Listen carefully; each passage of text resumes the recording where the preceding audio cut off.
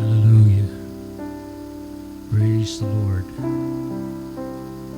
Hallelujah. Amen. Puri ng Diyos, mga kapatid, isang mapagpalang gabi ang aming pong pagbati sa inyong lahat. At sa gabing ito, tayo muli ay nagpapasalamat sa pagkakataon, sa pribileyo na tayo pong lahat ngayon muli ay magkasama-sama po sa gawain ng ating Panginoon. At sa mga kayo naroon sa gabing ito, manatili po tayo sa ating kinalalagyan at naway sa gabing ito, tayo pong lahat ay magsama-sama at ating pong anyayahan ang presensya ng Panginoon sa ating pong gawain ngayong gabi. Wini-welcome po namin kayo sa fellowship sa gabing ito. At naniniwala ako na there's something na inihanda muli ang Panginoon sa atin sa gabing ito. So, samahan niyo po ako mga kapatid, samahan niyo kami sa pag-awit, sa pagpupuri sa ating Panginoon. At bago po tayo magpatuloy sa gawain ng ating Panginoon, hinihikayat ko po kayo na magpadala ng inyong mga prayer requests. If you have prayer requests, you could send us and mag-forward po kayo ng message nyo, mag-comment po kayo. At nang sa ganun ay panalangin po natin ito mamaya pagkatapos po ng ating pong gawain before the service. Praise the Lord. So, amen. Puri ng Panginoon. At bago po tayo mag-start ay, amen, tayo muna manalangin sa Kanya mga kapatid. Samahan niyo po ako sa ilang sandali ng pananalangin sa ating Panginoon. Aming Diyos na makapangyarihan sa lahat, pinupuri ka namin muli minsan pa sa gabi ito. Salamat po sa inyong kabutihan. Salamat po sa inyong kadakilaan sa aming buhay. Panginoon, pinupuri ka namin. Pinapasalamatan ka namin. Bagamat pagkaminsan, Panginoon, kami po ay nagkukulang sa iyo. Ngunit kailanman hindi po kayo nagkulang sa amin. Tapat po kayo sa inyong mga pangako sa aming mga buhay.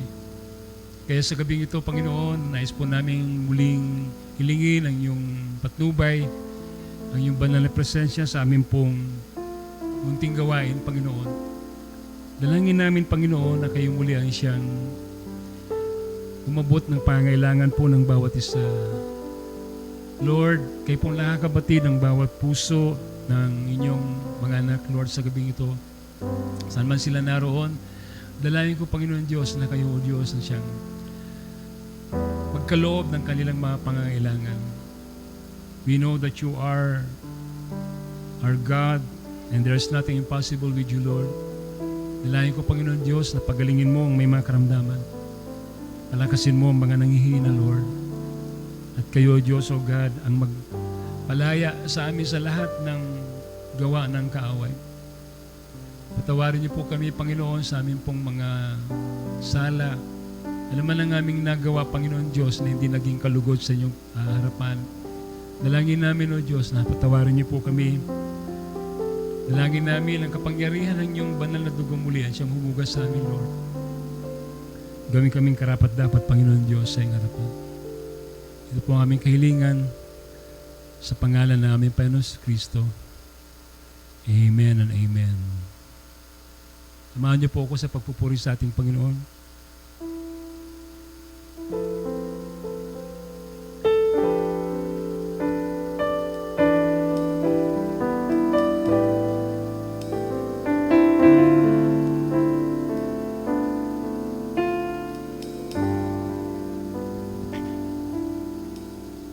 Sa Panginoong Jesus, ako'y magtitiwala sa biyaya niya't habang buhay ko ay may kalingang sa pagsubok at lumbay.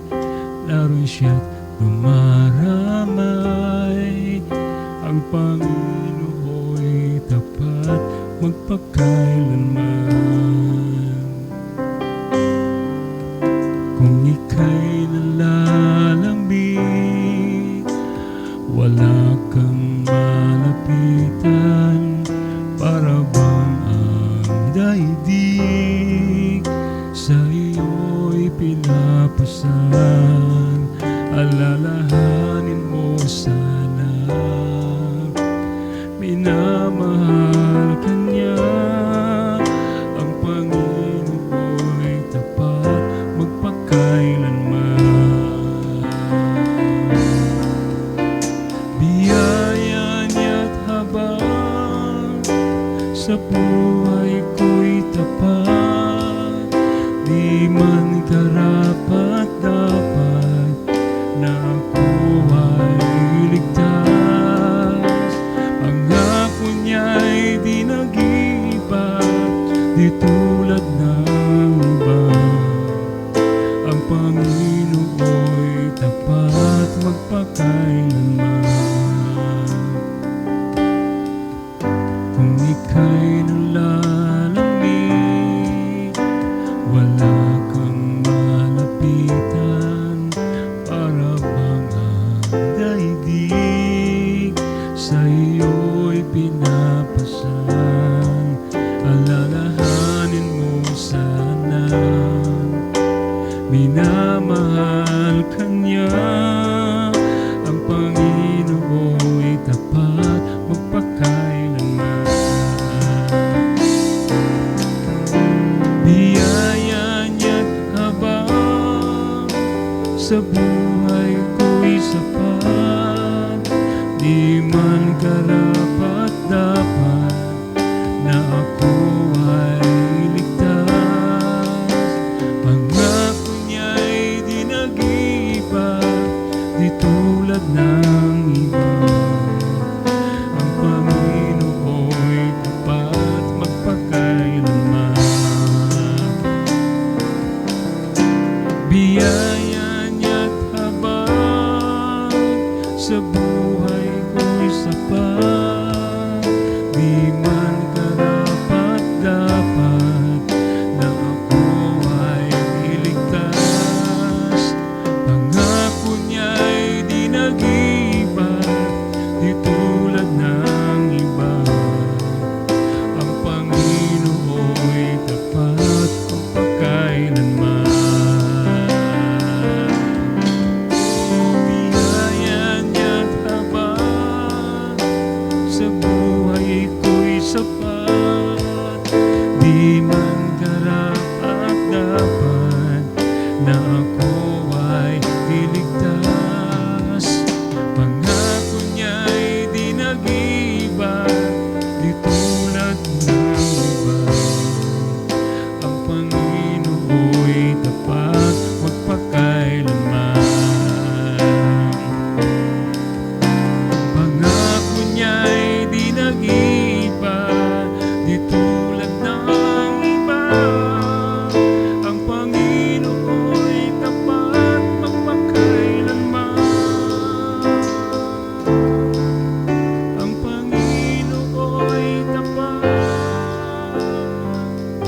magpakailanman.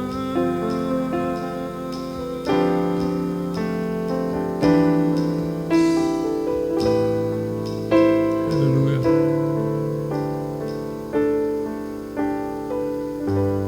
Praise the Lord. Oh, purihin ka. Hallelujah. Praise the Lord. Patuloy natin purihin ang Panginoon. Hallelujah. Oh, thank you, Lord. Hallelujah.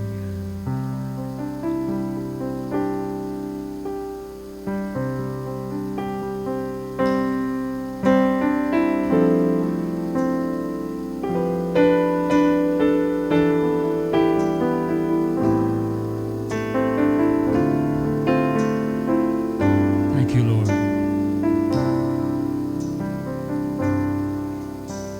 Ikaw lang ang pag-asa ko, nang ikaw ang buhay ko, Jesus. Kahit ako'y may pangamba, basta't ikaw ang kasama, panatag na.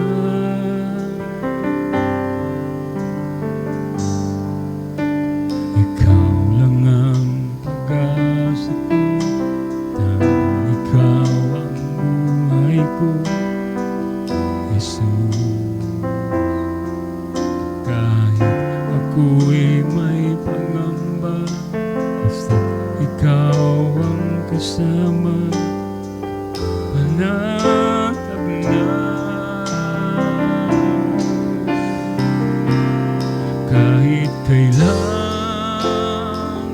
di ka nagkulang, biyaya mo sa akin laging laan. Ang pag-ibig mo sa akin walang hanggan. Inibig mo ako noon pa man. Kaya't ika'y sasama, paligid man ay magdilim, Jesus. Kahit ay suliranin man ang lagi kong aawitan, ikaw lamang. Kahit kailan di ka nagkulang, biyaya mo sa akin laging laan. Ang pag-ibig mo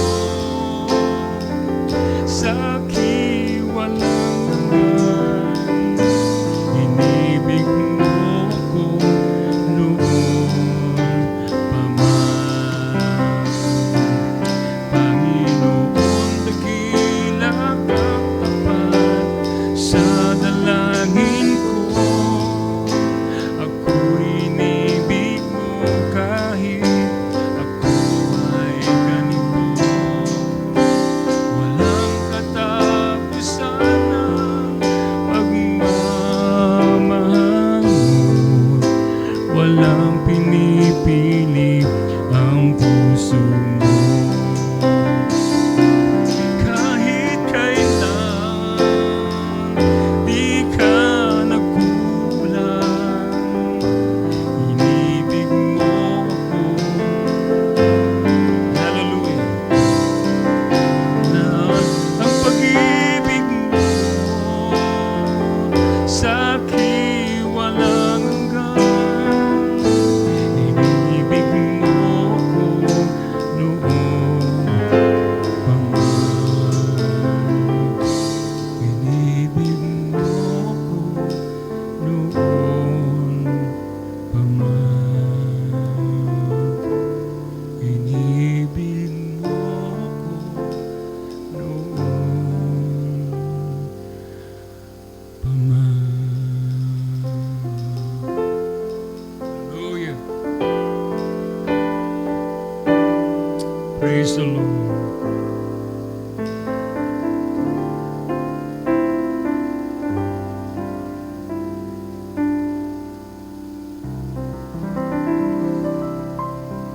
Amen and amen. Hallelujah. Praise the Lord. Praise the Lord. Palapakan po natin ang Panginoon. Sana'y kasabay niyo po kami sa pagpupuri sa ating Panginoon. Praise God. At kanta po tayo ng masayang awit sa Panginoon. Let's sing the song By and By. When the morning comes. Praise the Lord.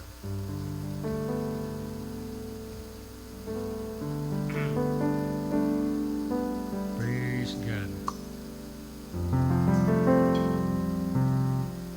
Meron po kayong songbook diyan sa inyong sa bahay po ninyo, sa cellphone ninyo. Sabayan niyo po kami sa pag-awit. Amen?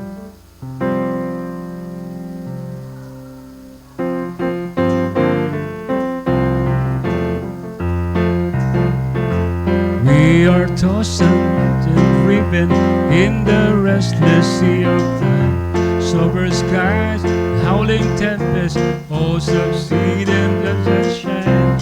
In that land of perfect day, when He missed the road away, we will understand it better by and by.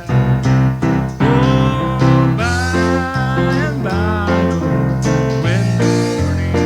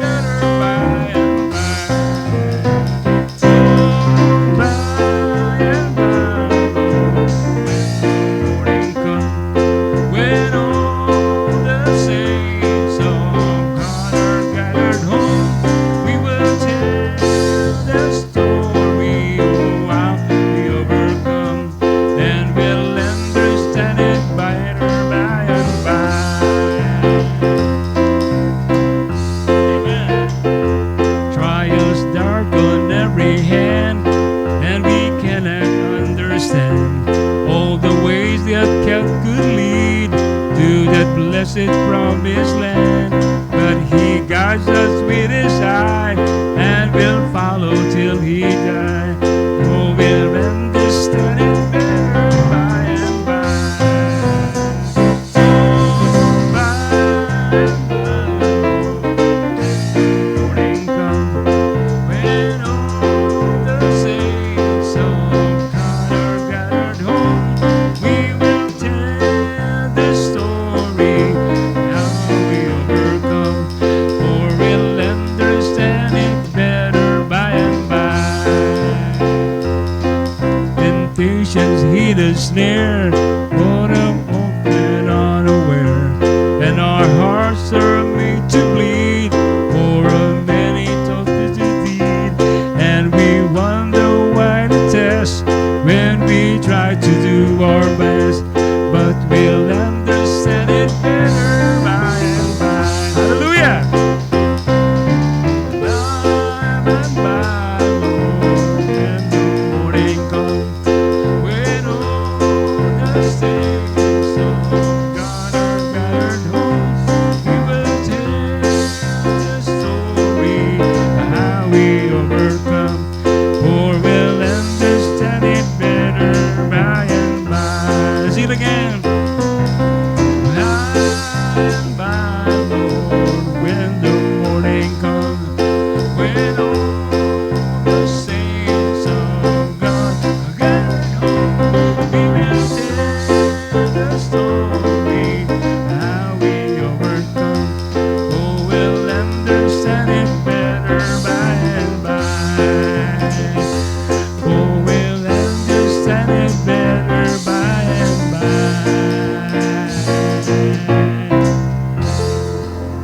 Amen and amen. Praise the Lord. Praise the Lord. Puri ng Panginoon. Nanay, kasama namin kayo nagpuri ngayon sa gabi ito. Praise the Lord. Amen.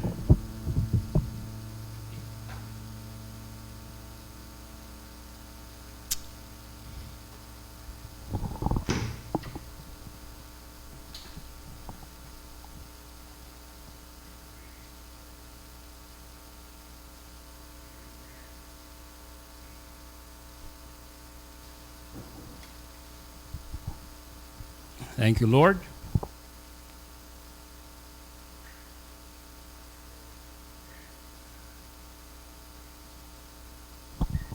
Okay, again, greetings po sa lahat. Amen. Praise the Lord.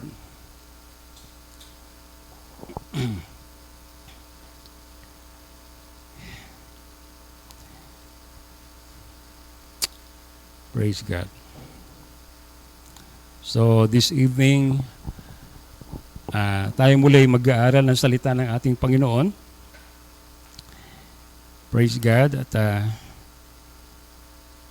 maasa po ako sa oras na ito na tayong lahat ay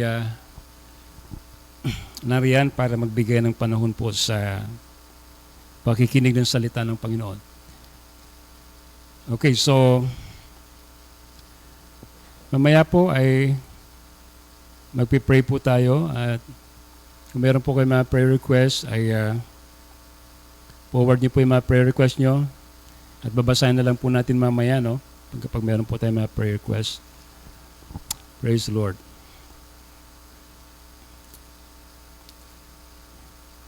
Amen. So binabati ko muli ang bawat sa atin, saan man tayo naroroon ngayon, especially yung mga kapatiran po natin sa gabi ito.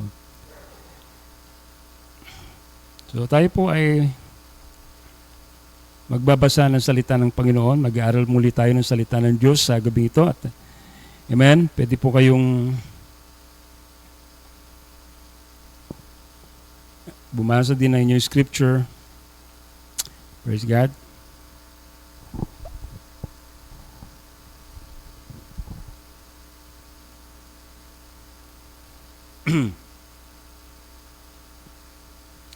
Praise be the name of Jesus.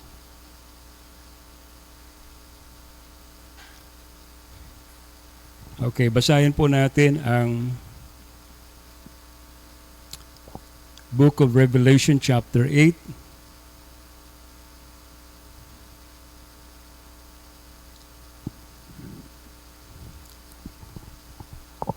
Basahin natin ang verse 1.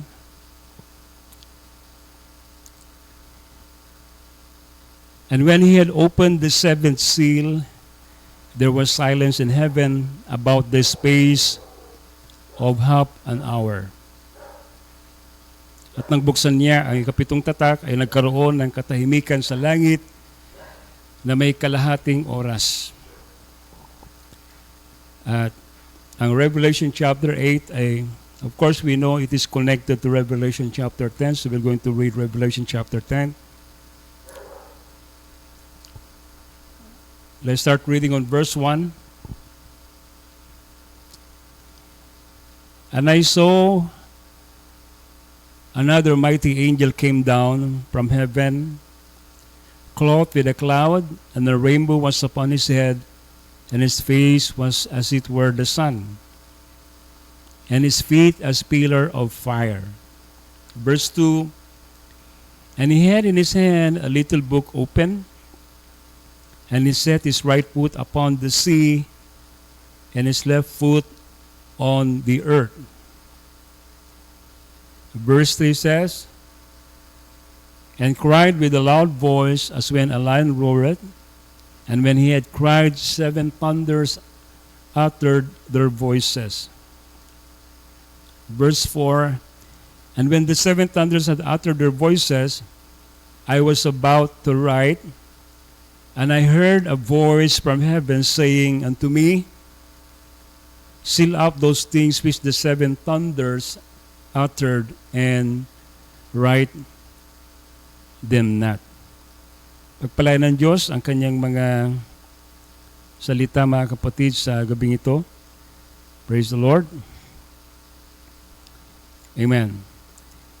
And tonight, I'm going to share to you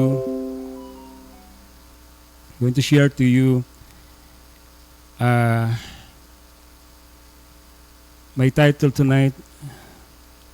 Praise the Lord.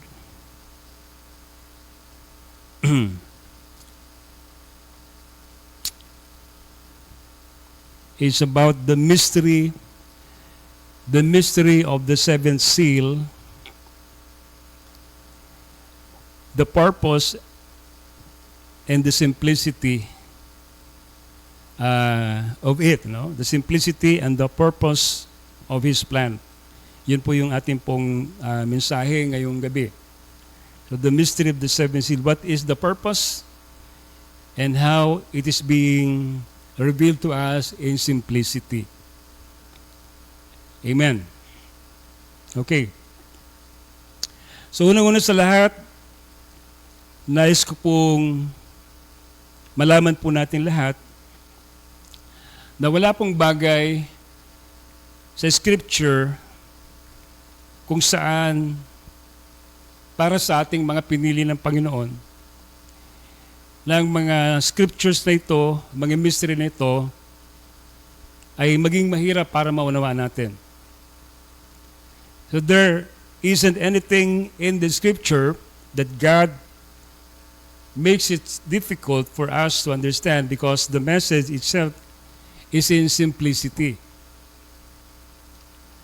So I believe the seventh seal has become a controversial subject because people make it controversial. But if we really go to the things that God said to us through His prophet, sinasabi po sa Bible that all these things has been written there for us to understand. And there is the ability that God had placed in His elect, in His bride, so that they could read, they could understand the mystery, they could look to the Scripture and read between the line. In other words, we are picking the thought of God. And as we understand His thought, His plan, His purpose, now we will begin to see things clearly. And actually, we will say, it is not complicated, but it is simple. Amen. And this is something that many have missed because they make the message, the Word of God, so complicated while God make it so simple for us to understand. So, amen. So ang Diyos, mga kapatid, He never made anything so difficult for you, for us, to comprehend. Gusto ko pong malaman po natin that those people who call it deep and profound, God calls it simple. Amen.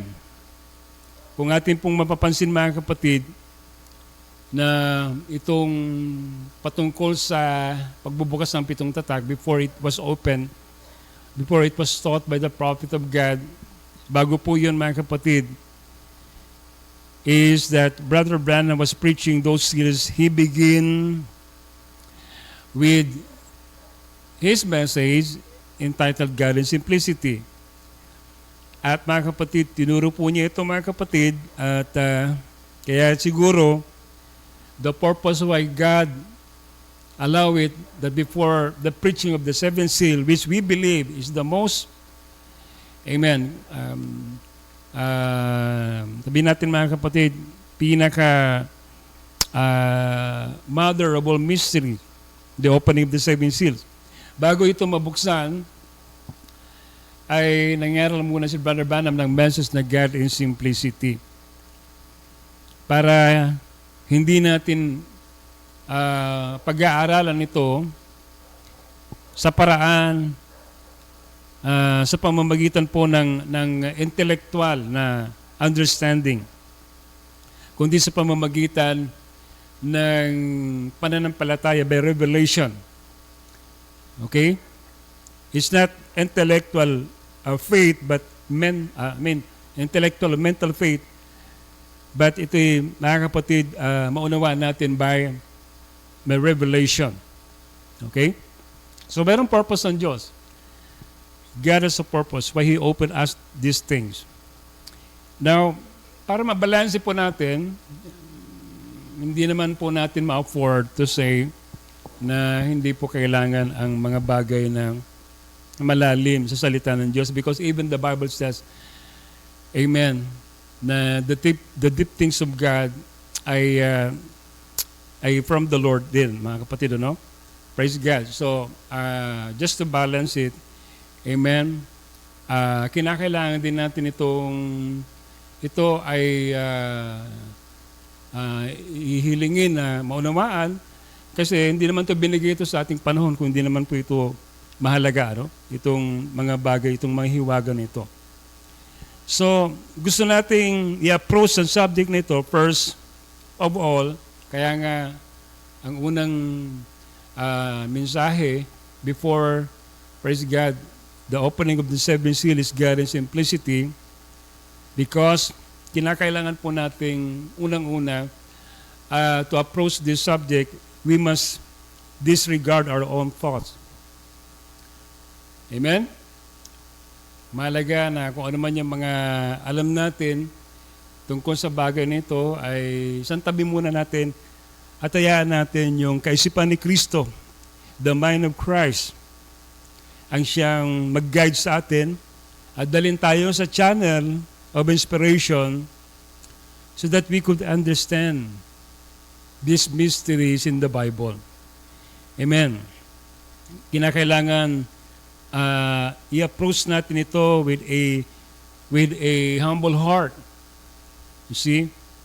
Because even the Lord said sa kanyang panahon, praise God, di ba sabi niya, Jesus answered and said to them, sabi niya, I thank thee, O Father, Lord of heaven and earth, because thou hast hid these things from the wise and the prudent, and has revealed them to the babes.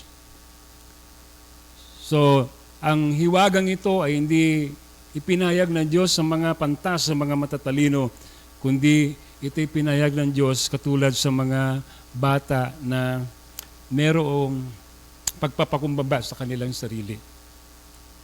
Amen. So, Bakit ano bang purpose ng Diyos? Bakit niya binuksan itong 7 tatak? Amen.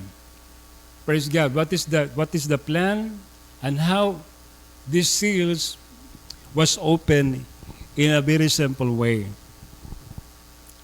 So like in Matthew chapter 24, alam natin, Matthew chapter 24 is the 7th seal in word form. And in Matthew chapter 24, particularly in verse 36 and 42 and 44, and so may verse 50, ay binanggit doon ng Panginoon kung paano, mga kapatid, na maging maingat tayo, maging mapagbantay tayo. Amen? Jesus said, amen, at the time, sabi niya, that people must be aware because there will be, what? A trap in which people will be ensnared or, hindi nila napansin. They are unprepared. They are unaware for the coming of Christ, for the coming of the Lord. You see? Tinuturuan tayo lagi na lagi tayong maging mapagpuyat, lagi tayong mapagbantay, sa pagdating ng ating Panginoon. At alam natin, mga kapatid, that the coming of the Lord, because the 7th seal is the coming of the Lord, to us, amen, the believers in this end time, in this generation, we know that the coming of the Lord is no other than the rapture. Yun po yung coming of the Lord para po sa atin. At alam din natin, mga kapatid, na we are not actually looking for the physical coming of the Lord, but we are being taught through the message of the hour, amen, that Jesus Christ, the promised coming of the Lord, amen, has already happened. Not in a physical way, but in a spiritual way. Because the second coming is not the physical coming of Christ. Listen to this. In fact, this is the going away time of the bride. So, now, we can say that the coming of the Lord is the going away of the bride. Amen? The going away of the bride. Okay? For the rapture. So we believe that the rapture is not something that we are waiting. The rapture has already begun.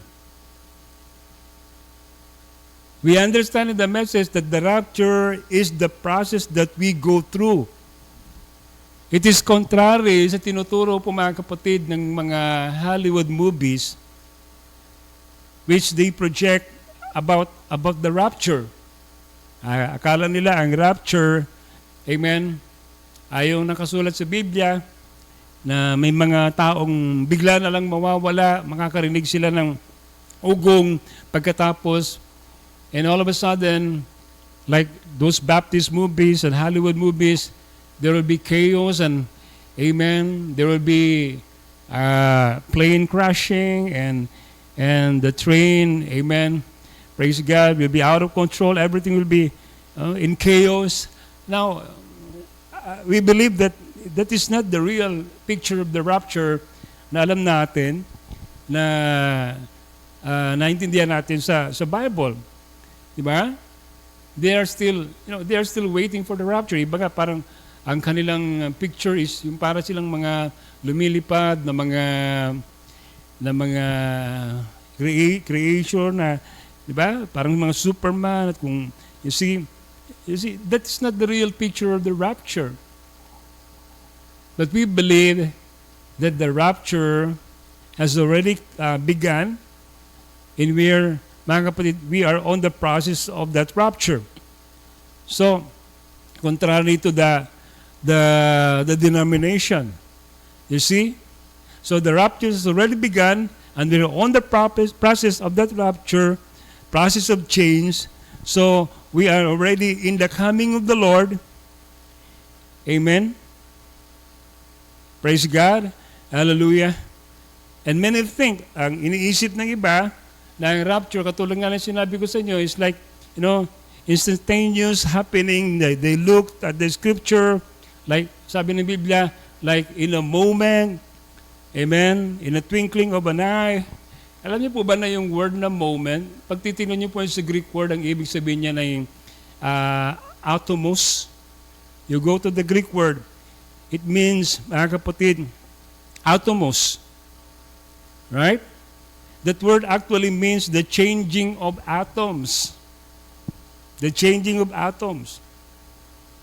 So, ibig sabihin nito, itong in a moment does not mean in a moment of time na parang ganoon. Hindi po yun, mga kapatid. But mga kapatid, ang ibig sabihin lang po niyan ay little by little. Amen? Praise God. Actually, we are changing. Yan sinasabi ng Biblia, mga kapatid, from another stage to another stage, from one level to another level, from one glory to another glory. Diba? So, yung sinasabi sa 1 Corinthians chapter 4, verse 17, you see, sinasabi doon, that it said, I think it is our life affliction are but for a moment. That moment means a little while. But when he said, He will change us in a moment, now that is not a twinkling of an eye, as we think. But it is what? Amen? Actually, ang ibig sabihin noon, meaning to focus your attention on something else. Yan ang ibig sabihin ng twinkling of an eye, to focus your attention on something else. In other words, if somebody came into my living room, habang ako ay nasa kwarto, pagkatapos meron akong ginagawa, pagkatapos habang ako ay, halimbawa, nandun ako sa aking laptop, at meron akong ginagawa doon. And then all of a sudden, somebody entered into my room. Amen. Kumatok, pagkatapos pumasok. Then, amen, it changed my focus, Pagmula doon sa aking ginagawa, nagbago yung direksyon ng aking tingin, ng aking focus, mga kapatid. So yan, mga kapatid, ang ibig sabihin nung in a moment, in a twinkling of an eye, to change your focus on something, change your direction. So the word in a moment means the changing of action, and you notice, amen, that Brother Branham made that word change, and sabi niya, parirekomya. Sinabi niya, mga kapatid, you are changed from one form to another form. So yan po yung nangyayari sa atin. Not actually yung twinkling na parang ibabat mo lang ang mata mo, then pagkatapos bago ka na hindi. But God is changing us as we focus our direction on His Word, amen, from one stage, from one glory to another glory. Yan pong ibig sabihin po noon, mga kapatid. Amen. Do you understand? Praise God. So, katulad po na sabi ni Brother Branham, sabi niya, he said actually that the rapture is the changing of the atoms of your body. Amen. And the changing is gonna be from one glory to another glory, from one degree to another degree, from one splendor to another splendor. Amen? Praise God. But remember this, but God is changing us before this body will be changed from immortal body, from this immortal body to a mortal body. Remember, ang sabi, mga kapatid ng Scripture, that God will first change our inner being. Amen? He will give us a new spirit. He will give us a new heart. So, mga kapatid, God is changing. We're not concerned about the outside man. Amen? But God is going to what? Change the inside man. Praise God. And then, pagkatapos, itong katawan na ito ay ating huhubarin, and then pagkatapos tayo po ay masusuotan ng isang katawan na hindi na po mga kapatid ito mamamatay. Amen. Itong pest house na ito is going to drop. Amen. And you're going to pick up your theophany. So you see, praise God, yun po yung proseso. You see, that's the way that Christ came, the way He came here. It is so simple. Ganon din tayo mga kapatid sa ating pong pag-alis dito sa lupa. So we are here. Alam natin tayo pinandito with a purpose. Hindi tayo naririto nang walang dahilan. Meron po tayong destiny. Meron po tayong purpose kung bakit nandito tayo lahat ngayon sa mundo na ito. At naunawaan po natin yan ngayon. Amen.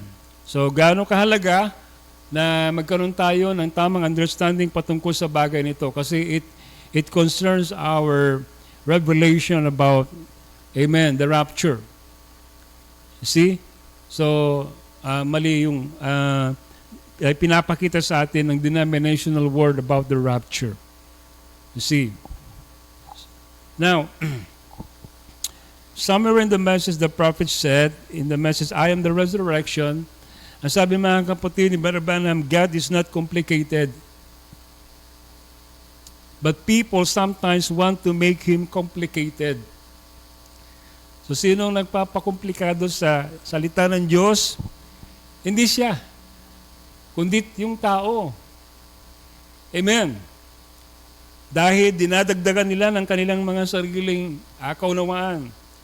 No, ginagamit nila yung sarili nilang panukas, sarili nilang standard sa Word of God para mag-fit sa isip nila, mag-fit sa kanilang standard. While the Bible says, mga kapatid, God is so simple. He make Himself simple. Praise God. But men, people sometimes want to make Him complicated. You see? He's so simple. Make Himself that way. That's what makes Him so great. Di ba ang Panginoon, mga kapatid, nung siya'y nanaog dito sa lupa, hindi naman siya dumating dito na kasama niya laksa-laksang mga anghel, nakasakay siya sa puting kabayo. Di ba? Amen. Praise the Lord. Okay? Kundi mga kapatid, ang Panginoon ay pumarito sa isang simpleng paraan. Right? Amen. Isang simpleng paraan. Okay. Ngayon,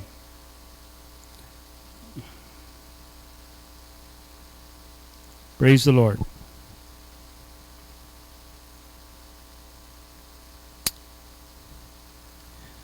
So yan pong problema kasi dahil sa kasimplihan ng kanyang paghahayag ng kanyang sarili, ay hindi tuloy ito maunawaan ng mga tao. Now the mystery of the seventh seal is so simple and yet it is not a shallow subject. Hindi ito isang simpleng paksa, itong pagbubukas ng pitong tatak. Now, simplicity doesn't mean shallowness. Amen? It is simple and yet it is so deep.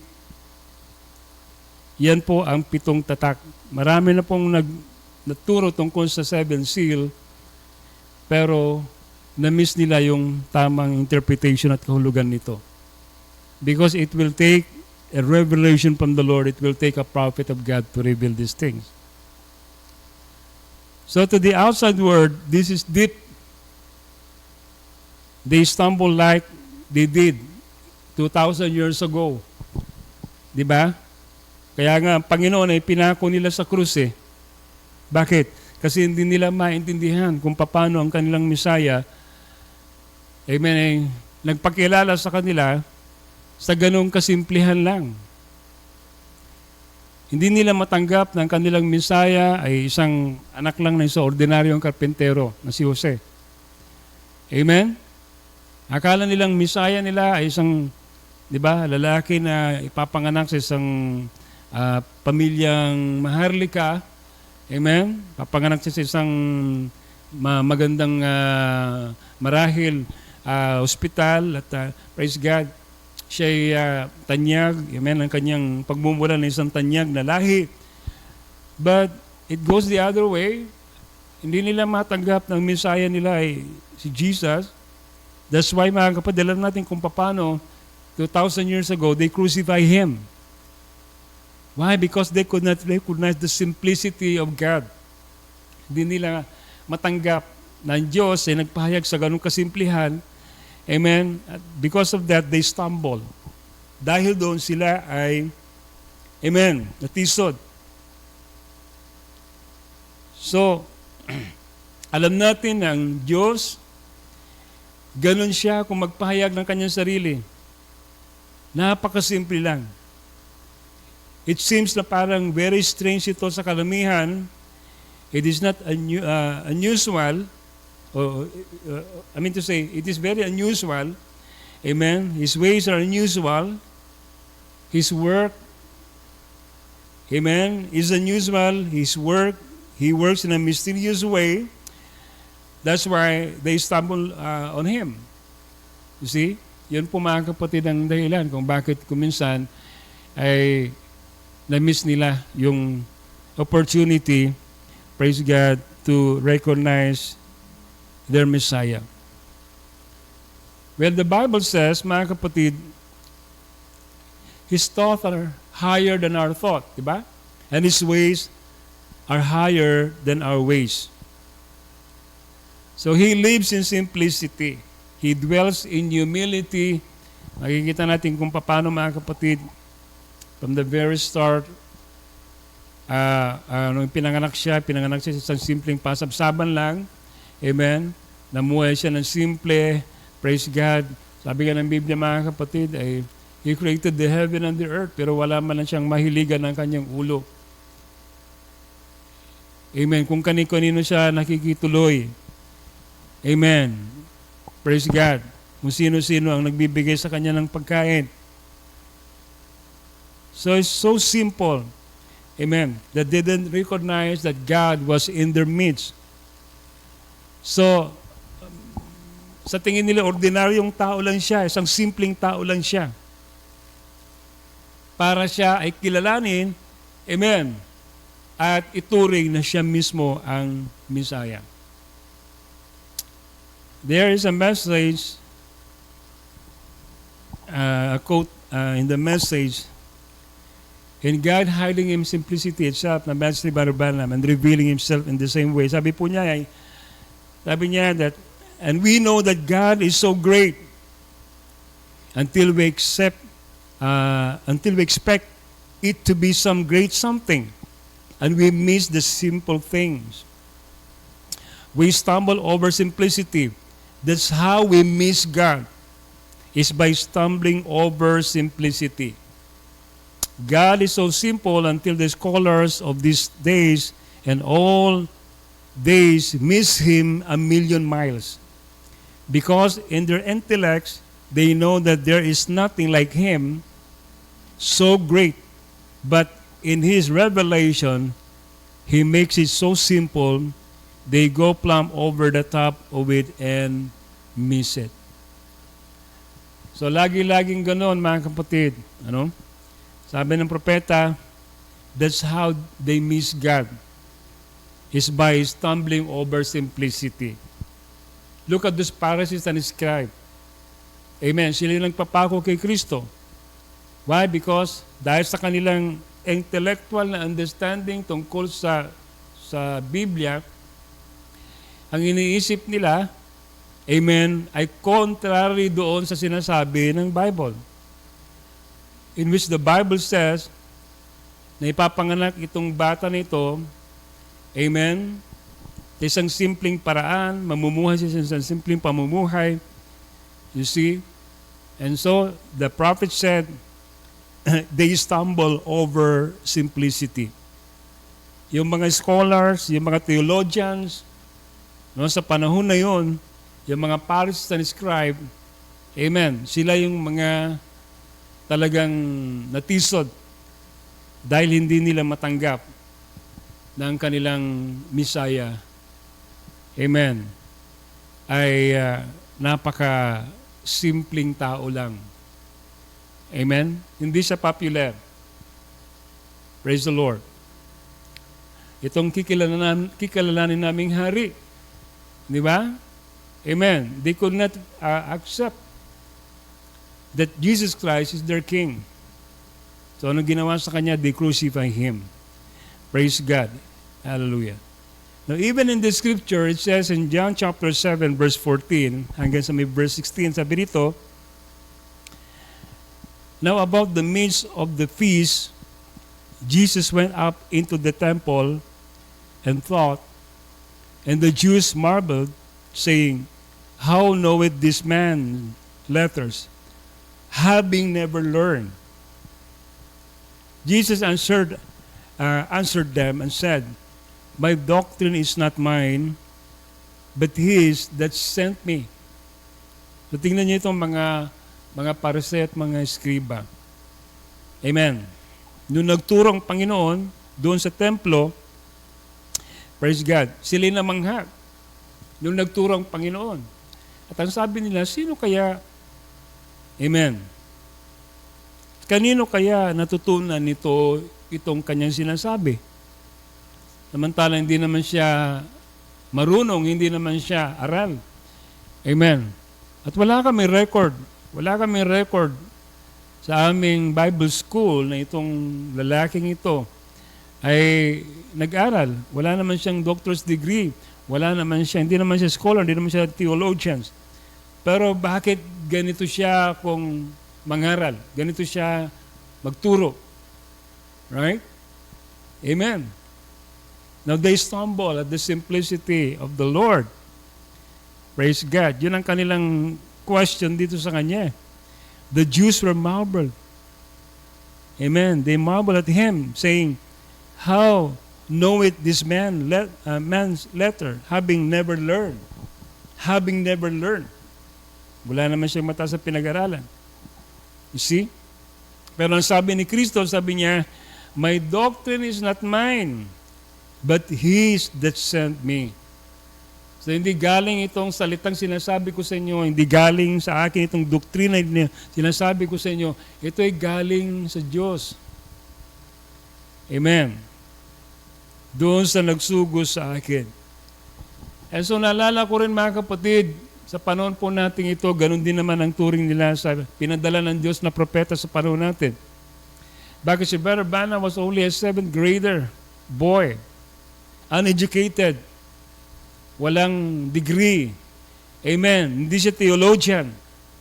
Yet God used this man, amen, para mga kapatid, ipakita, amen, na ang Diyos kaya niyang gamitin maging yung taong simple lang.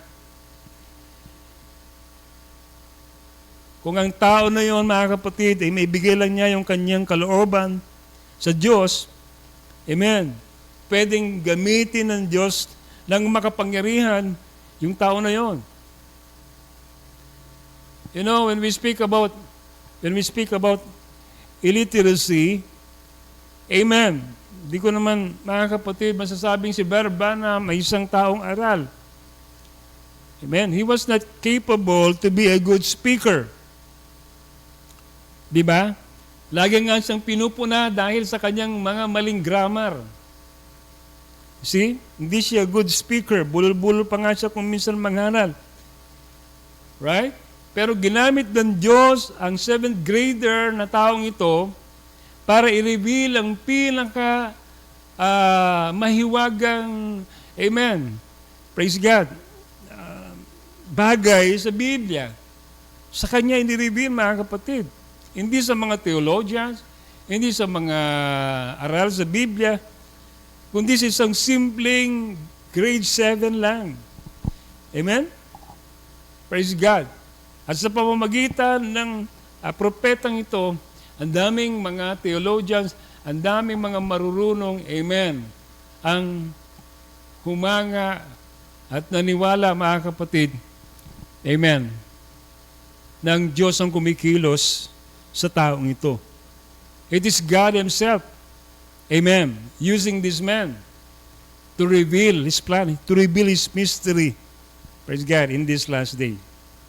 Well, para sa akin, amen, I'd rather have a wrong grammar with the right doctrine. Diba? Than to be smart, to be intelligent, to be an eloquent preacher. Pero mali-mali naman mga kapatid yung tinuturo. Ay mabuti na lang mga kapatid yung mali yung grammar. Grammar lang naman yung mali eh. Amen. Basta, amen, ang itinuturo ay katotohanan. Basta tinuturo, hallelujah, ay, amen, kung ano yung, praise the Lord, tama. You see, tama yung doktrina, hindi false doctrine. Purihin ng Diyos.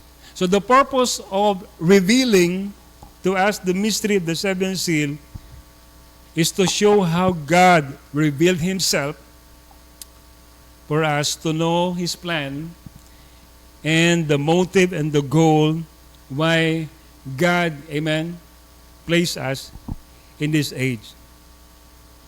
Now, may sinasabi si Brother Branham, mga kapatid, sa kanyang mensahe na Christ is the mystery of God revealed. And sabi po niya, mga kapatid, God's great mystery of how it is secret, and He keep it secret. Nobody knows nothing about it. Even the angels didn't understand it. That's why, mga kapatid, nung binuksan yung ikapitong tatak in Revelation chapter 8, there was silence in heaven. Even the angel don't know kung ano yung ikapitong tatak. There is no activity in heaven. Silence, there was silence in heaven. Alam natin ang langit maingay. Di ba? Why? Because angels are worshiping day and night. Amen. Hallelujah. They are shouting, praising God. But after the seals were opened, when He had opened the seventh seal, there was silence in heaven.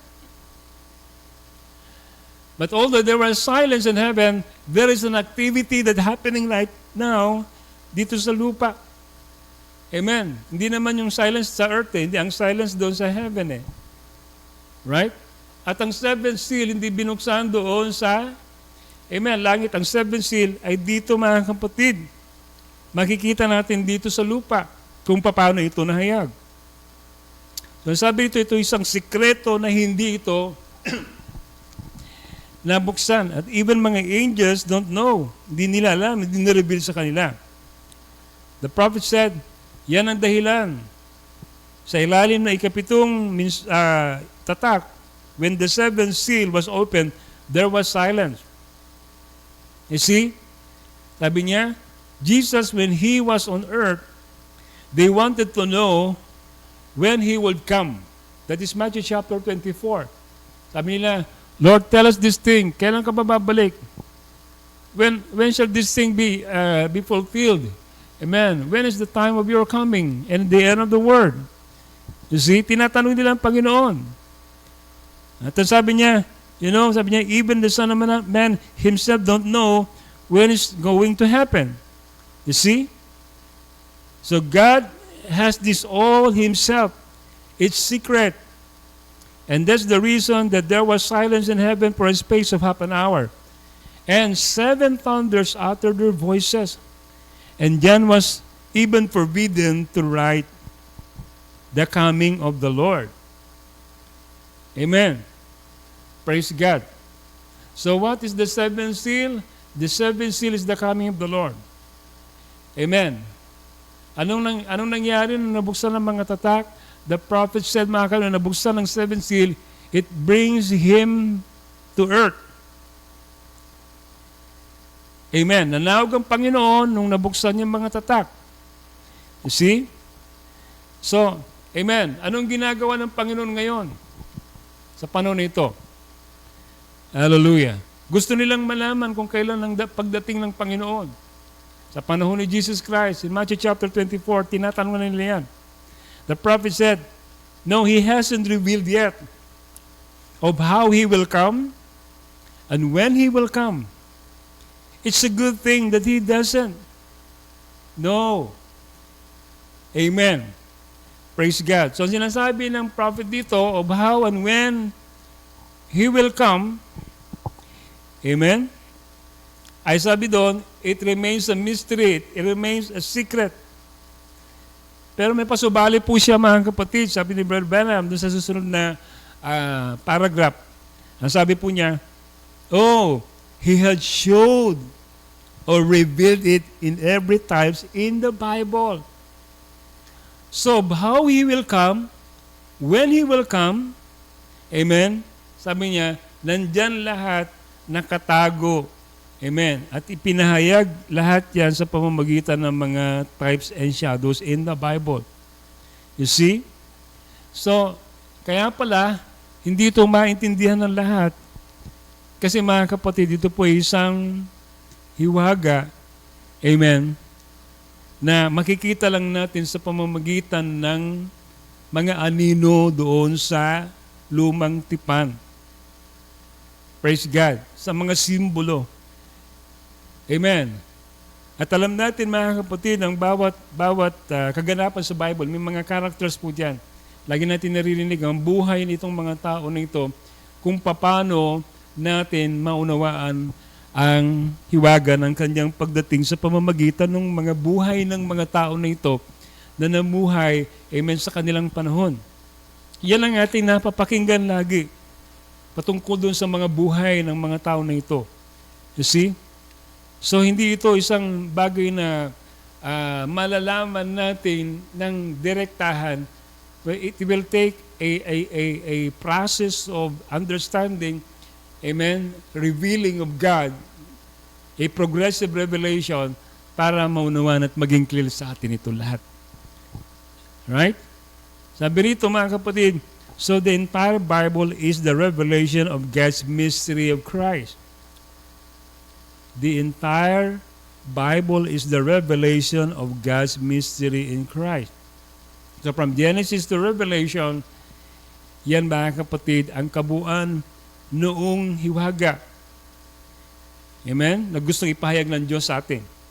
The entire Bible is an expression of one goal that God had, one purpose na He wanted to achieve in the entire Bible. You see? So, ito po lahat, mga kapatid, ang purpose is for the expression of God. That is the goal of God, to express Himself. Dahil meron siyang purpose, meron siyang plano na gusto niyang ma-achieve. And the Bible, the whole Bible is the what? The expression of God. Doon sa goal niya na ito, doon sa plano na ito, plano niya ito, mga kapatid. So, yun ang binigay sa atin sa panahon na ito, para makita natin kung ano yung nandoon sa kanyang kaisipan before the foundation of the world. Amen. Kaya sinasabi sa Biblia, all Scripture is given by inspiration of God. In other words, wala pong kahit na isang pangungusap sa Biblia, bahagi sa Biblia na walang goal, walang purpose. All Scripture has a goal. It is a prophecy with a purpose. Amen? The Bible says all Scripture is given by inspiration of God. Bawat letra, bawat pangungusap, bawat salita, even ang mga tuldok at mga kudlit at lahat ay, amen, inspired ng Diyos. And it is profitable for doctrine, for reproof, for correction, for instruction in righteousness. Amen. That the man of God may be perfect, thoroughly furnished unto all good works. So what is the purpose? For perfection. Perfection means completion. Para po tayo masakdal, para tayo mabuo. Amen. Yan ang purpose. Why God inspired this Bible, inspired this Word. Amen. For the purpose of, amen, perfection, instruction in righteousness. What is righteousness? Righteousness is being what? Being acceptable to God. Yan ang righteousness. Praise God. So yun ang purpose. as an individual, as a church, as an age or dispensation, para maging acceptable po ang bawat isa, ang purpose ni Lord, mga kapatid, ay humantong tayo sa perfection. Humantong tayo sa completion. Amen. And that is the purpose why God opened to us the mystery of the plan of redemption. Para, mga kapatid, makita natin ang ating sarili in completion para tayo maging acceptable sa harapan ng Panginoon. Why? Because kinakailangan nating ma-identify ang ating sarili sa kung ano nakasulat doon sa hiwagang ito, sa kung nakasulat doon sa plano na yan. You must identify what is your part. So that is the driving force, yan ang nagtutulak sa atin, yung humahatak sa atin behind what you see doon sa aklat, sa book. Merong pull, merong hatak. Amen. Praise God. May naririnig tayo. Meron tayong, amen, kumbaga ay nararamdaman doon sa likod, right, ng mga hiwagang ito na binuksan sa ating panahon. Praise God. Hallelujah. Amen. At alam natin, mga kapatid, listen to this, alam natin na nung binuksan itong mga tatak na ito, this is not for all to know, to understand. Malinaw ang sabi ng propeta na ang pagbubukas ng 7 tatak, amen, particularly yung 7 tatak, is not for the public, but for selected few. It's only for the bride of Christ. Kayo yon. Amen. Kayo lang makakaintindi niyan, kayo lang makaka-identify kung anong laman niyan, at dahil kayong nakakaintindi, na-identify nyo kung ano yung nakikita nyo dyan sa aklat na yan, then, kayo rin mismo, mga kapatid, ang makapagbibigay ng buhay doon sa kung anong laman ng aklat na yan. So, yung activity na sinasabi, mga kapatid, ng prophet, na hindi nangyayari doon sa langit, na tinitignan ngayon ng mga anghel dito sa lupa, ay yung buhay na ipinamumuhay ng bawat mga mananampalataya na binigyan ng kapahayagan ng Diyos dito sa 7 tatak na ito, na ngayon ay naipapahayag na sa kanilang laman, sa kanilang buhay. Okay. Praise God. So alam natin, mga kapatid, binasa natin kanina kung paano, mga kapatid, itong mga tatak na ito ay natago. It has been sealed. But it has been open to us in these days. The veil, the cover, amen, was already broken. And so the intent of the one, amen, who thought about this thing, it was God, amen, ay right now, ito, mga kapatid, ay na-reveal na, okay, which is his purpose. Praise God. Yung kanyang gustong makita, ma-express siya. So this purpose right now is to bring, I believe, is to bring manifestation in our life. Like I said, amen. Itong mystery na ito ay katulad ng isang binhi na itinalim sa ating mga puso, sa sinapupunan ng ating mga kaluluwa. Nang gusto ng Diyos na magkaroon tayo ng conception, and eventually, mga kapatid, i-manifest natin ito, amen, dahil ito yung bagay na nawala doon sa Garden of Eden. Dahil gusto ng Diyos na ibalik tayo doon sa kondisyon na yon. Hallelujah. Praise God. Pero alam natin, ang diablo, ayaw niya yon. Ayaw niya na ipamuhay ninyo, ayaw niya na mahayag sa buhay natin kung ano itong mystery nito na nasa kaisipan ng Diyos. Even He Himself don't know that mystery. All angels don't know that mystery. Ang nakakaalam lang is tayo. I mean, it is between you and God. Kung ano yung nauunawaan mo, naintindihan mo, naipahayag sa'yo, that is between you and God. Hindi alam yun ng kaaway.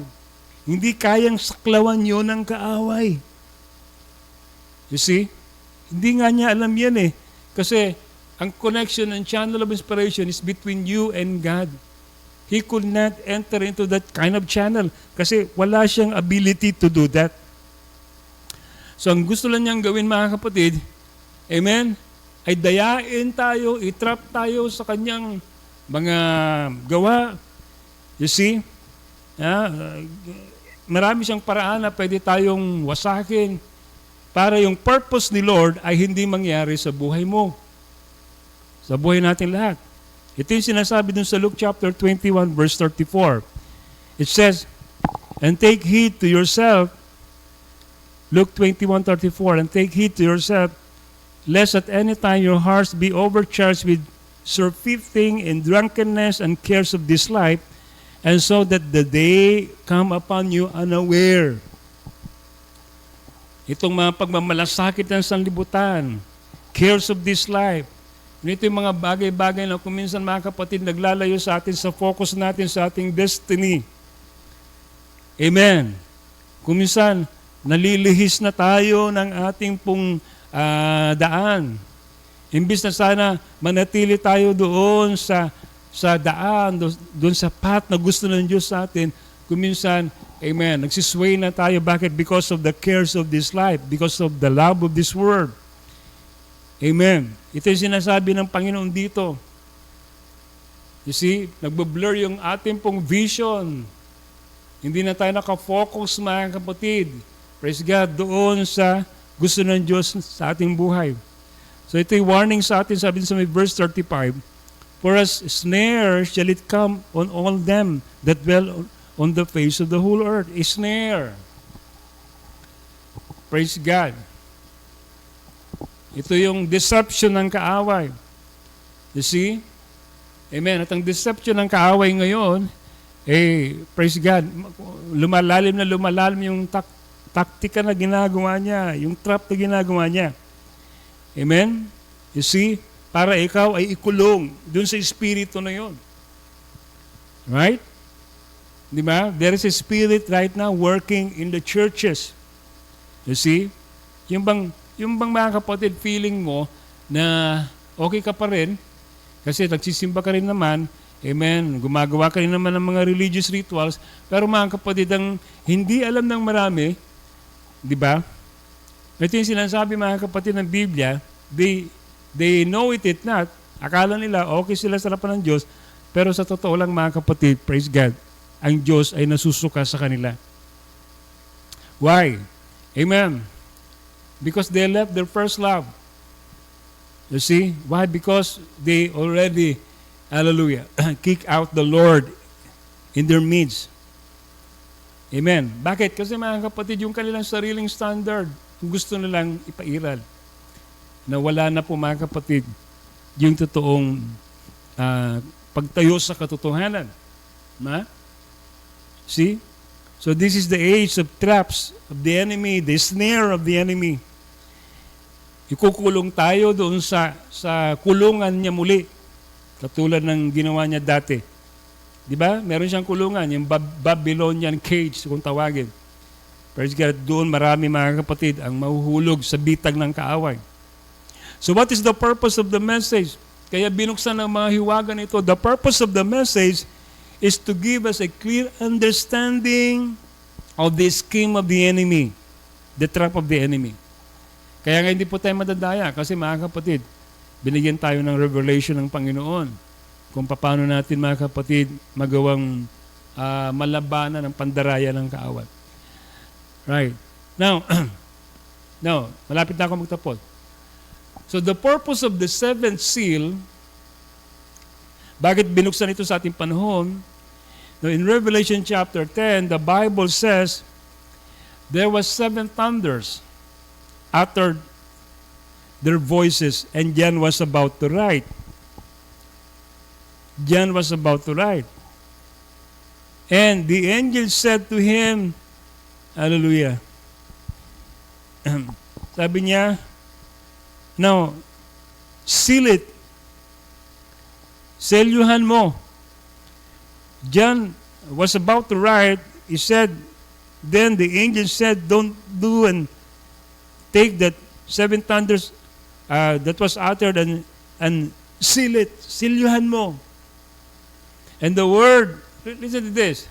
Praise God. If you go back to Revelation chapter 10, the word seal is right in the middle of the sentence, and it's been written in capital letters.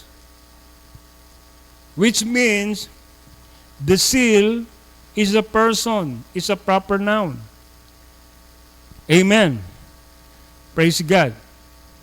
So, kinakailangan isipin natin mga kapatid na itong 7 tatak na ito na naselyuhan, amen. Ito po mga kapatid, isang bagay na personal lamang na ipapahayag ng Diyos sa kung sino yung napagbigyan. That doesn't mean that it's been sealed. It doesn't mean it will not be understood, but it will be understood only to those who were given the ability and given the chance to understand it. At yan mga kapatid, wala ba kundi ang bride. Naniniwala ako ang bride lang makakunawa nitong mga hiwaga na ito. Amen. Now let me just give you an example. Amen. Halimbawa mga kapatid, meron po akong envelope dito. Meron akong envelope. Pagkatapos, amen, merong isang brother na pagbibigyan ko. Amen. For example, I give it to Brother John. O John, sabi ko, tanggapin mo itong envelope na ito. Praise God. At kayo ay nakatingin lahat na ibinigay ko yung envelope sa kanya. Right? So, nung ibinigay ko yung envelope personally doon kay John, now, lahat kayo ang nakita nyo yung envelope lahat na inabot ko. Right? Pero si John, nung hinabot ko sa kanya yung envelope na yon, dahil ibinigay ko sa kanya yung envelope na yon at na alam niya na may laman yon, then, praise God, what he will do is that he will going to break the seal of the envelope. Pagkatapos, titignan niya kung ano yung laman na nandoon. Naglagay pala ako doon ng susi doon sa loob. Praise God. At nakita ngayon ni John ng laman nung nasa loob ng envelope ay isang susi. So, kung tatanungin natin mga kapatid, si John, amen, kung ano binigay ko sa kanya, he will not say to me, you give me an envelope. Yes. Amen. I give him an envelope. Pero mga kapatid, other than that, the purpose of my giving to him ng envelope na yun ay para makita niya kung ano yung laman na nandoon sa loob. At kung tatanungin mo si John, sasabihin niya, ay binigay mo sa akin ay susi. Understand? Pero lahat ng mga nandyan sa paligid, amen, na nagsasabi, envelope ang ibinigay sa kanya. Pero kung tatanungin niyo si John, hindi susi ang binigay sa akin. Why? Because something has been unfolded to him. Nabuksan niya kung anong laman. Amen? Nung envelope na yon. Hindi lang siya nakatingin doon sa envelope, nakatingin siya doon sa kung anong laman ng envelope na yon. So that is the same also. You see, marami nakatingin doon sa veil, marami nakatingin doon sa selyo, but they fail to see the reality of what was the intent or the purpose why God give us that 7 seal, amen, mystery, amen, sa ating panahon. Why the Lord give us those 7 thunders na kung saan binabanggit yan mga kapatid na narinig ni John, amen, na dapat ito ay ma-reveal, pero sinelyuhan. Sinelyuhan mga kapatid. Praise God. Pero salamat sa Diyos, bakit? Dahil merong mga grupo ng mga tao, may mga individual, amen, may bride sa panahon na ito, kung saan mismo yung nagbigay ng envelope na yon, nagbigay ng hiwaga na yon, hallelujah, ay pinagkalooban tayo upang makita yung laman na yon. Right? Upang mga kapatid, hindi lang tayo tumingin doon sa veil, kundi tumingin tayo doon sa loob na kung anong laman ng veil na yon, At may actual nating makita at maipahayag yun, mga kapatid, in reality. So your own life, yung buhay natin, amen, will speak kung saan ka nakatingin at kung anong nakita mo. Kung man nakita mo yung envelope lang o nakita mo yung susi na nandoon sa loob. You see? Praise God. Alam natin ang buhay natin is a manifestation of our understanding and revelation to the Word of God. Hindi pa pwede yung buhay mo apart from your revelation. Kung ano yung pinahayag ng Diyos sa'yo, yun ngayon ang pinapamuhay mo. Kung ano yung nireveal niya sa'yo, yun ngayon ang pinapamuhay mo. You see? Alam niyo ba na ang buhay ninyo ay parang Bible? Actually, yan ang sabi ng Biblia, di ba? We are the living epistles of God. Living epistles of God. Ang Diyos, hindi niya na hinayaan ang kanyang salita ay maisulat lang sa bato, tipak ng bato o papel. Amen. Kundi sabi niya, Pablo sabi niya, tayo ngayon ay mga buhay na mga sulat na binabasa ng Panginoon. So in other words, your own life has a what? If the Bible has the Genesis, and 66 books yan, hanggang sa Revelation, so your life also has a Genesis, that is the starting point, that is the seed book. Amen. Hallelujah. And you have a revelation in your life. Amen. Ano yung revelation? That is the exposing book. Kaya nga sabi niya, revelation. Ibig sabihin na revelation is unfolding. The unveiling. So what was planted in the beginning is na being seen in the end time. Yun yung unveiling ng seed. Hindi ito yung bunga. Hindi lang, mga kapatid, nandito tayo sa seed lang, kundi narito na tayo sa panahon kung saan yung itinanim na binhi, yung nandoon sa Genesis, ay nakikita na natin ngayon in plain view. Na-expose na ngayon in reality sa ating panahon. Diba? Since the time the seed was struck by the light, the rays of the sun, those seed, yung mga binhi na yon, ay nagsimula na sila ngayong sumibol lahat. Right? Amen. In the rising of the sun, there is a resurrection ministry. You see? Yung mga binhi, mga kapatid, ay nabuhay na maguli. Amen? Matagal silang dormant, pero nabuhay sila, ganun din sa atin. At anong purpose kung bakit kinakailangan, mga kapatid, makwikon yung binhi? Para, mga kapatid, magkaroon ng manifestation. Para kung ano yung nakatago dito, mga kapatid, pagdating dito sa revelation, pagdating dito sa dulo, it will come into manifestation. It will be exposed. Amen? It is not hidden in the darkness. Amen? But it will be exposed and be seen. I'm closing. Malapit na ako magtapos. Right? So, ang end time message is to show you how God sees you. Yan ang purpose kung bakit ang mensahe na ito ay pinahayag ng Diyos sa panahon nito para makita mo kung sino ka the way how God sees you. You see your reflection in the Word of God. You see Him face to face. That is how you see Him face to face. Nakikita mo mukha mo sa Kanya. Nakikita mo reflection mo sa Kanya. You will have now a clear understanding. Wala nang tabing, wala nang veil between you and God. You have come into the reality of yourself. Wala nang pahula-hula, wala nang pachamba-chamba. Kilala mo na kung sino ka, like that boy in the mirror said, "Mama, that's me." Amen. Hallelujah. Hindi niya alam na yung bata pala, yung nandun sa salamin, siya rin yun.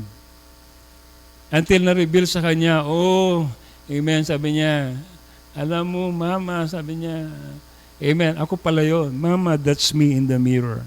Amen and amen. Praise the Lord.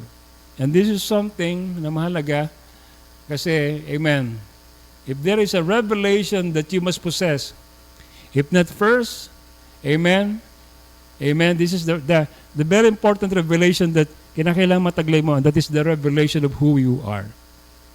Kung sino ka. Kasi kung kilala mo na kung sino ka, amen, yan ang katapusan noon. Diba? Hindi ka na kaindayain ng kaaway. Hindi ka na kayang lokohin ng kaaway. Hindi ka na kaya i-trap ng kaaway kasi alam mo na kung sino ka, kung saan ka nakatayo. At alam mo na rin kung sino siya. Alam mo kung ano yung kanyang magiging kanyang kahinatnan. You see? So that is the purpose why God opened all these things to us. You know? Para tayo, kaya katulad ng preach ko noong last Sunday, para i-fortify tayo ng Diyos sa ating kaaway. Last quote na lang ito, then I'll be closing. Sabi rito, so it says, 7 thunders in a row. The heaven couldn't write that. Heavens cannot know about it. Nothing else because there's anointing to go on. It was a relaxing time.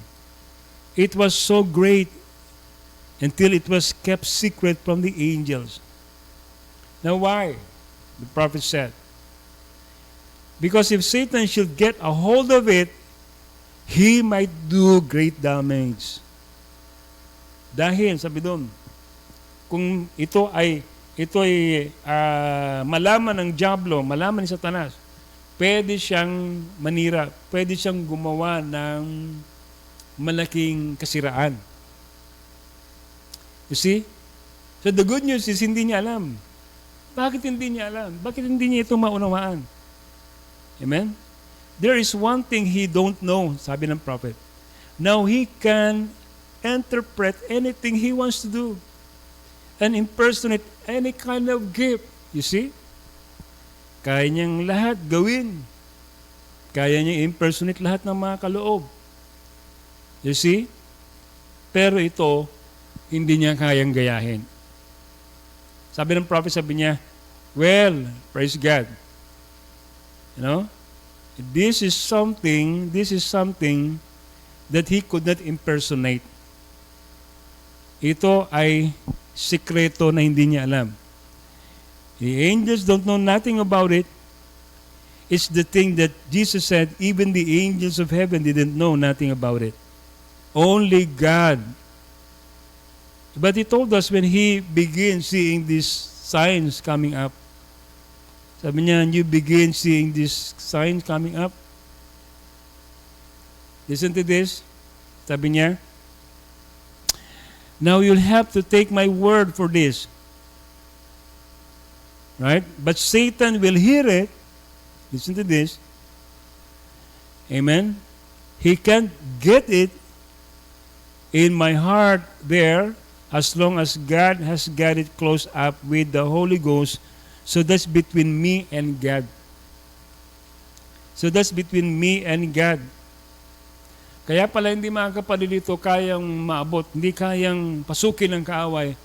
Because this is something personal. It is between you and God. In that secret place. Right? In your heart, sabi niyon. In my heart. Hallelujah. So this is something personal between you and God. Hindi alam ng kaaway kung anong nangyayari doon sa loob mo. Hindi niya alam yun. Hindi niya maintindihan yun. Amen. Praise God. Ang kaya niya lang gawin, kundi mag-presume. Ang kaya niya lang gawin, mga kapatid, amen, ay manggaya, mag-impersonate.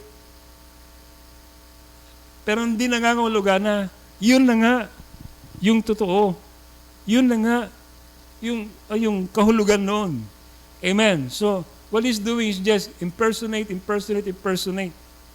You see? That's why there are so many impersonation of Christianity sa church ngayon. But has no real, genuine experience with God. Kaya ng kaaway yan. You see? Now, tingnan nyo. Sabi ng prophet, sabi niya, I'm closing with this. But this one thing, he cannot impersonate. There will be no mimics to this because he don't know. There's no way for him to know it. Oh, hindi niya talaga maunawaan ito. There's no faculties, there's no ability, there's no way for him to know it. Ano nga yun? Sabi ito, it's the third pool. He just knows nothing about it. He doesn't understand the third pool. You see? Ano ba ang third pool? Amen. Yun po yung mga kapatid, lugar na sinasabi ni Brother Branham, amen, na kayo, siya, at ikaw lang doon sa maliit na kwarto. Doon sa sekretong lugar. Amen? Hallelujah. Nang sabi ng tinig ng anghel, doon kita kakatagpuin doon sa maliit na room. Kaya pala wala nang access si Satanas doon kasi mga kapatid, doon sa lugar na yun, it is between you and God na lang. You see? So it is a personal experience with God. Ito yung mystery. Ito yung purpose kung bakit nabuksan itong 7 tatak nito para magkaroon ka ng personal na revelation about who you are. About not only who He is, but who you are. Of course, pag nabubuksan ito mga tatak nito, this was Christ. Ang 7 tatak na ito ay wala iba kundi siya. Makilala mo kung ano yung plano niya, yung motibo niya, yung goal niya na sinasabi niya na nandoon sa kanyang likuran, ng kanyang kaisiran before the foundation of the world. Pero habang nabubuksan sa iyo yung mga plano na ito ng Diyos, ay nabubuksan din kung sino ka rin at naunawa mo kung sino ka sa panahon nito. So the 7 thunders actually is life. It is not something, mga kapatid, na parang itong 7 seals, 7 thunders, hindi po yan, mga kapatid, doktrina na very controversial na pinagkakaguluhan ng marami ngayon. Kundi ang 7 seal, ang 7 thunders ay buhay na pinoproject ng mga taong may personal na ugnayan sa Diyos kung ano yung nakita nila doon sa kanyang iwaga na nabuksan sa panahon nito. The purpose is to project the life of Christ because Christ is the seals. It is not the doctrine but the person of Jesus Christ revealing in our lives. Yan ang purpose.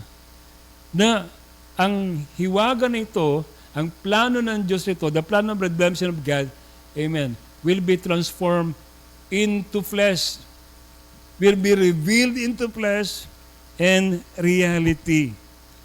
So yan ang end result ng lahat ng revelation. Sa laman, lahat mauwi.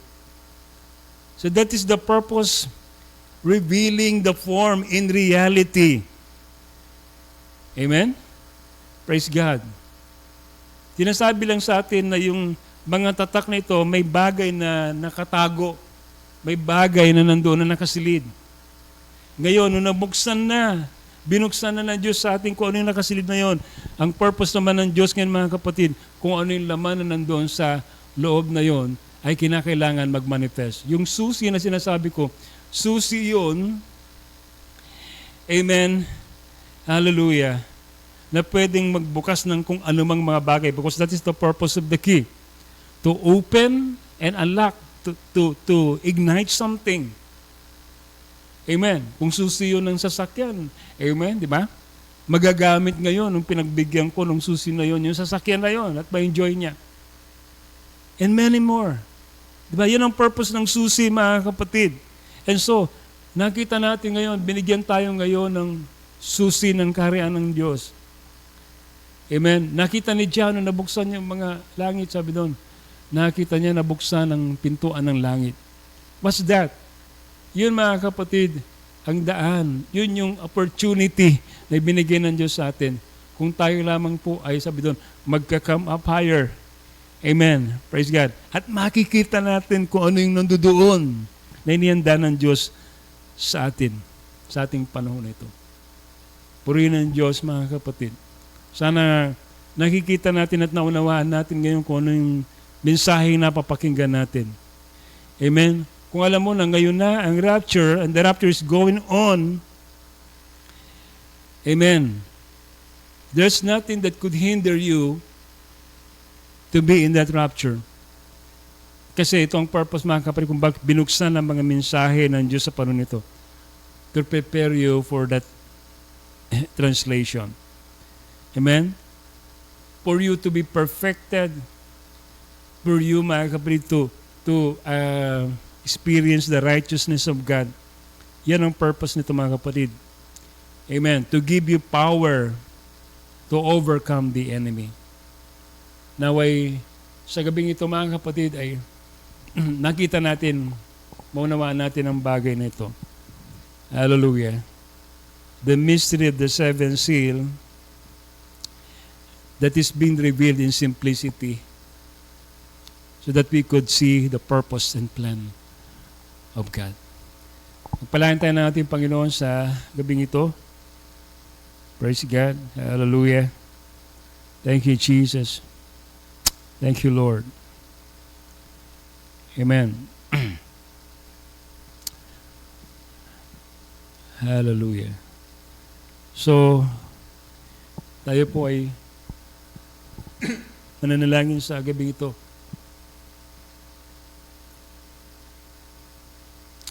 Praise God. Hallelujah. Thank you, Jesus.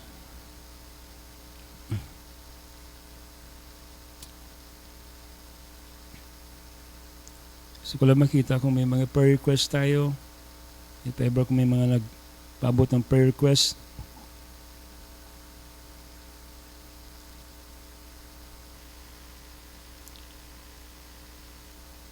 amen.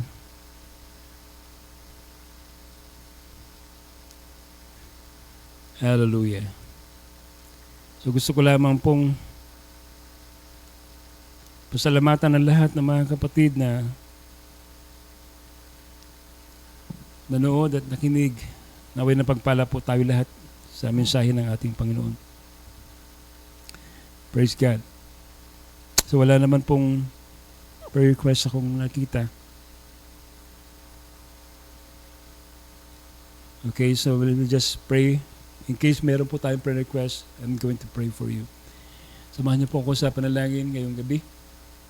Amen. Ama namin Diyos, purihin ka. Maraming salamat, Lord.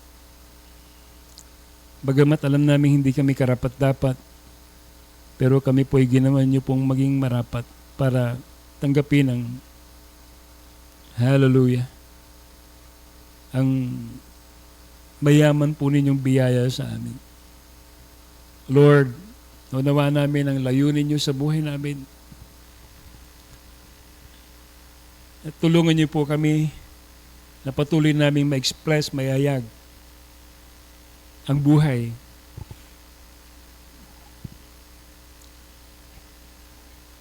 Amen. Na hallelujah. Nasa amin, Lord, the potential God that comes from you. Help us, Lord. Narito po ang aking mga kapatid ngayong gabi, kasama ko po.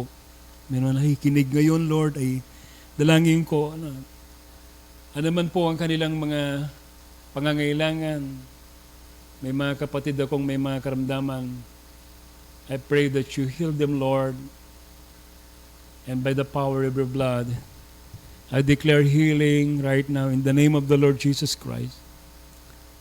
Kayo po ang magpagaling sa bawat may karamdaman ngayong gabi. Ito man, Panginoon Diyos, ay simpleng karamdaman o severe, God. Kung merong mga kapatid ngayon na nasa banig ng karamdaman, nasa ospital, I pray that you touch them, Lord God. Hallelujah. And Lord, may you grant healing, Lord, to them in the name of the Lord Jesus Christ. At sa aking mga kapatid ngayon that's been struggling, Lord, in their flesh, they're fighting, God, hallelujah, different kinds of spirit, Lord, that bothering them, God. I pray, Lord, na kayo po ay siyang patuloy na magbigay sa kanila ng overcoming spirit. Help them, Lord. Hallelujah. Bigay mo sa kanila, Panginoong Lord, ang sapat na pananampalataya at kalakasan para, Lord, mapagtagumpayan nila ang lahat, Panginoon Diyos, ng gawa ng kaaway. Just commit them, Lord Jesus, tonight. And may you, God, quicken, anoint the word na amin pong napakinggan sa gabing ito sa bawat puso ng bawat isa na nakinig. Maraming salamat, Panginoon. Salamat po sa inyong pangunguna. Salamat muli sa inyong pangungusap.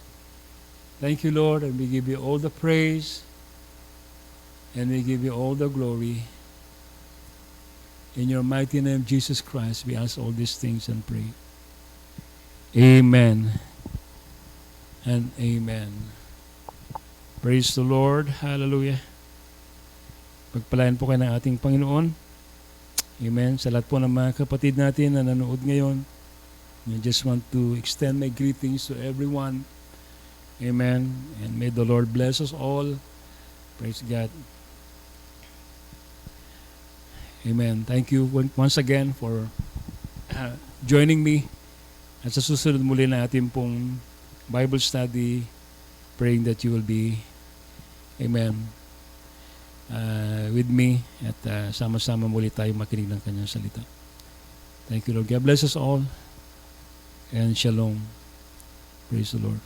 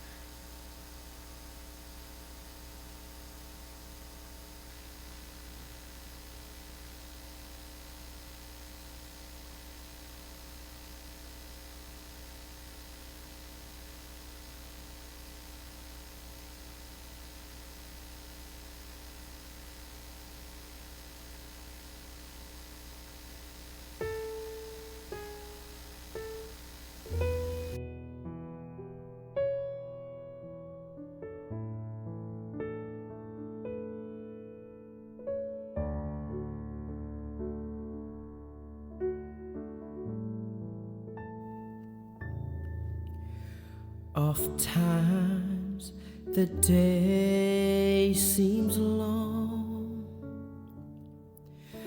our trials hard to bear. We're tempted to complain, to murmur and despair, but Christ will soon appear to catch his bride away. All tears forever over in God's eternal day.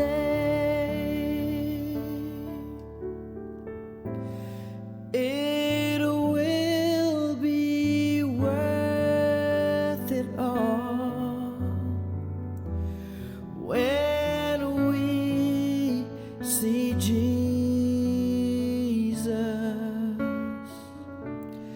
Life trials will seem so small when we see Christ. One glimpse of his dear face, and all sorrows will erase. So bravely run the race till we see Christ.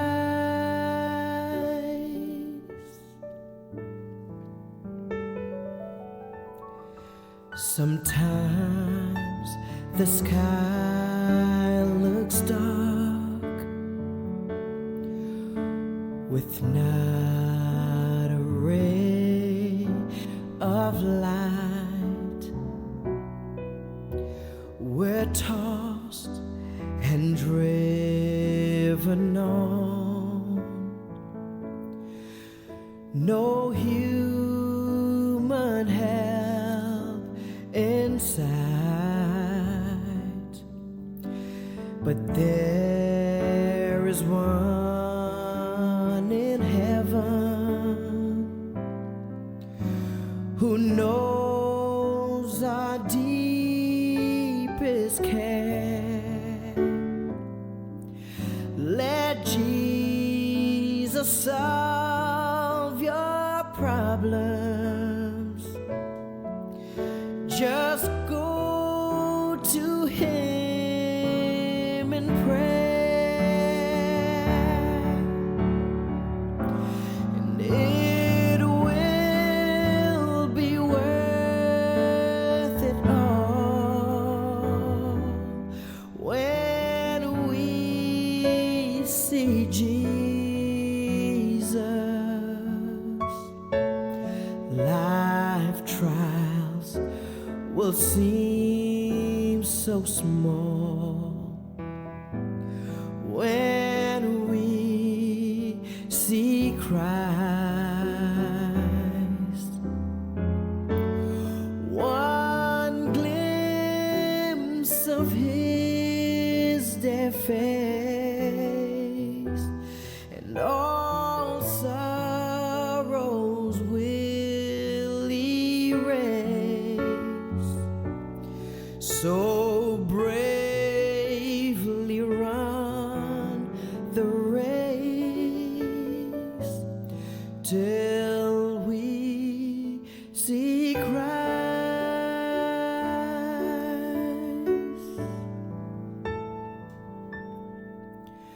Life's day will soon be over. All storms forever past. We'll cross the great divide to glory.